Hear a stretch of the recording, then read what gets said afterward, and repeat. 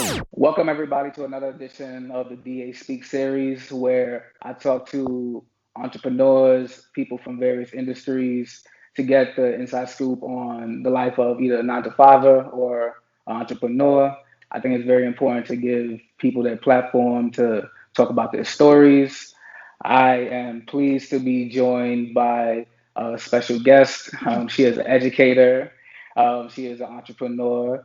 You have a lot of titles, but I want to go absolutely, and I want to go with the one you probably rock with the most. It's your IG title, Miss Brains and Beauty, right? Yes, yes, yes, yes, yes, yes. All right, so Miss Brains and Beauty, welcome to DA Speaks. How you feeling today? I'm good. I'm a little tired. I've been in the house all day. I'm on vacation, so I think when I'm on vacation the most, I try to like relax, and then I worked out the other day, so like my body still hurts, so I'm kind of still in the house, it's so nice out, and I don't even want to go anywhere. So, Yeah, I've definitely been rocking with Club Quarantine myself. Going places I haven't really been my thing. But I'm down. But because I work remote, compared to people who probably had to go back to the building recently, I'm blessed in that regard. So hmm I I'm gonna continue to do that. But I know I know it's kind of been a rough stretch since I would say March of last year, right? With the pandemic, you touched upon it, being at home. What's your experience been like with COVID, living at home, and just dealing with that? um, I feel like it was probably really hard. Like in the beginning of COVID, I think like I had went through like a state of depression. I was so sad. Especially because like I like to go out. I love to go out. And I like to spend time with like my friends and my family. And it was just such a really hard transition. Like I felt like I was depressed a lot, like for the first few months of it. And like I couldn't go anywhere. And like I wanted to see people. And like at first when COVID began, I was still living with my parents actually. So it was kind of like really hard because like I was confined to my parents' house, and it's like annoying when you have to like be around parents. Like, and so for me, I was like trying to figure out like how is this gonna end? Is this gonna end? Like, what do I have to do? But then eventually, I just started breaking the rules and like started doing what I wanted to do. I just kind of like said forget it. Like I told my mom, yeah, like I don't know, tell her, but I was just like doing what I You wanted to was do. you was violating Kumo's curfews.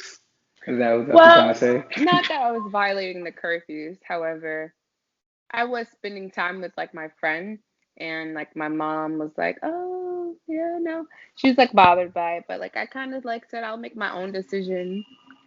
Especially because COVID had happened. I already was teaching, and I hadn't contracted anything, and I had been around several people who had COVID without knowing. Right. So for me, it was kind of like, I didn't really believe in COVID in the beginning, if that makes sense. But then later down the line, obviously, when I Likewise, began, you're not alone. right, I started to believe in it, and I was just like, okay, well, this is really a thing. And yet to this day, I've been pretty much okay, thankfully. Yeah. Yes, blessed with that. I know I know for myself, it's definitely been a transition to, live at home, then live by yourself. Especially working in the field of education, or working with nonprofits. As a hmm teacher, what's been the toughest experience for yourself since transitioning to COVID style? Um, I feel like there are kind of like two things for me, not really one. The most important one for me, I would say, is probably like not being able to see my students and be around them every day. Um, I think that I was, I would say that the best part about my classroom is that like I'm a hands-on teacher. So like me and my students built so many like really good relationships, and I was just like so ready to end the year off with like a bang, you Two, how do know. you connect current culture with the Oh, curriculum? excuse me. I mean, like, uh, I think because I'm younger, like, I think that's like that gives me like a, I don't know, like a better level or better options when it comes to doing that, because like in my PowerPoints, like I do music in the mornings. I do the music almost like I try to do it every day. I was doing it every day. Then I got tired of hearing it every day. So I usually just do it like on a Monday morning or a Friday, mostly Monday and Friday mornings now. Kind of like to start off and end off the week. So I always put like songs that like I'm listening to. Like I'm talking like everything, like WAP WAP, like uh if it's up, like I'm talking everything. Like I put the music on there, and then my students will be like, "This song is trash." How They'll would literally tell you me. describe your journey through school, being on your way to being an educator? It was a roller coaster, um, a very long roller coaster for me. I think initially when I went to college, I didn't.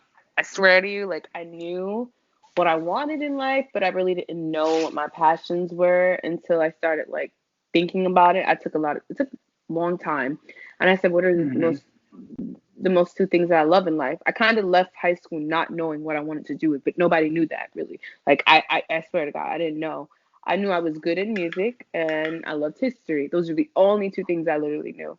And so for me, I was like, well, what can you do with those things? Like, what can you do? Like, and I was Hmm. just like, well, I don't feel like I want to be a music artist anymore. But like, I kind of wasn't even decided on that either. So I was like, well, you want to go to college, get a career in something that you'll be like really good in. You could have like a stable income. So I said, hey, what if I teach music, right? Like at first it was like, oh, I'm gonna go to school to teach music, and then I said, do I really want to actually teach something that I want to do? And I was like, That's a hard probably decision. not.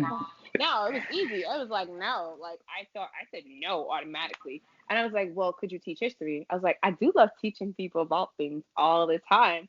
And so that was pretty much it. Like I was like, oh, okay, I'm gonna go to school and I'm gonna go to school to teach history. And the other problem was I was like, well, what age do you teach? Like when you go to school to go to teach to become a teacher. Started doing some research. I said, I'm not teaching little kids. I don't have patience. I was like, I could do middle school and I'd probably kill it in high school. So I said, okay, I'm gonna be a secondary teacher. I started off, I went to a 2 year college. It was kind of like a decision I didn't intend on making. I was destined to go to school down south to a 4 year college, actually, to a HBCU. However, my mom kind of like convinced me because I'm the only child. She convinced me to go there only because, you know, stay closer and because she was just like, I don't know, like my mom wasn't ready to let me go, but I was so ready to let go. She promised me like, Absolutely. oh, you'll go to a 2 year and then you do what you want to do. So I was like, cool, we're great. We're going to do that. I went to 2 year college. I finished in my 2 years, which most people don't do. Um, Hmm. I graduated and I graduated with a degree in adolescence education. Um, I had got accepted to several colleges at that summer, and I was headed to Clark Atlanta actually. However,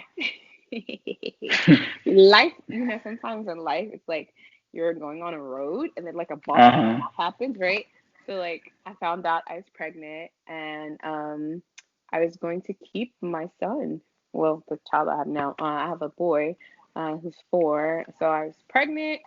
I Awesome. was like, pregnant. I was like, oh my God, I'm pregnant. Whoa, what is going on?